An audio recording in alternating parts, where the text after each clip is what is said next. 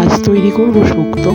এর জন্য প্রথমে কড়ায় শুকনো মশলা, পাঁচফোড়ন, সর্ষে আর শুকনো লঙ্কা আমি প্রথমে একটু রোস্ট করে নেব। এবার কড়ায় তেল বসিয়ে ভেজে নেব বড়ি ভেজে তুলে রাখার পর দিয়ে দেবো করলাগুলো ভাজা হয়ে গেলে আমি ওই তেলের মধ্যে দিয়ে দেবো কাঁচকলা আর বেগুন।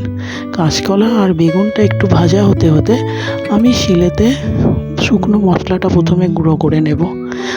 এরপর শিলেতে দিয়ে দেবো একটু সাদা সর্ষে, একটু কালো সর্ষে, একটু পোস্ত আর একটু তিল দিয়ে আমি বেটে নেব ভালো করে। বাটা হয়ে গেলে আমি ওই শিলেতেই আর একটু রাঁধুনি বা চন্দনী যেটা নামে চেনেন সেটা আমি ভালো করে বেটে তুলে নেব। এবার একটি কড়া বসিয়ে আমি কেটে রাখা সবজিগুলো কষতে দেব। শুক্তোয় যে সমস্ত সবজিগুলো আমরা ব্যবহার করি আমি দিয়েছি এখানে আলু, পেঁপে, গাজর, ডাঁটা, কচু ইত্যাদি সবজিগুলো আমি ভালো করে কষে নেওয়ার পরে আমি দেব নুন আর একটু কাশ্মীরি লঙ্কার গুঁড়ো। তারপর আমি সর্ষে পোস্ত বাটাটা দিয়ে জল দিয়ে বেশ কিছুক্ষণ ফুটতে দেবো।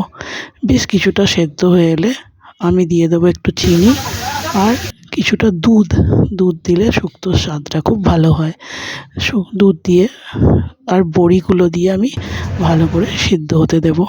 সমস্ত সবজিগুলো সিদ্ধ হয়ে গেলে আমি নুন আর মিষ্টিটা একটু ভালো করে দেখে নেব। দেওয়ার পরে ওই চন্দনী বাটাটাও দিয়ে দেব। ফোড়ন অন্য একটা কড়াই আমি ফোড়নটা ভেজে আর চন্দনীটা কষিয়ে ওইখানে শুক্তোর মধ্যে অ্যাড করে দেব।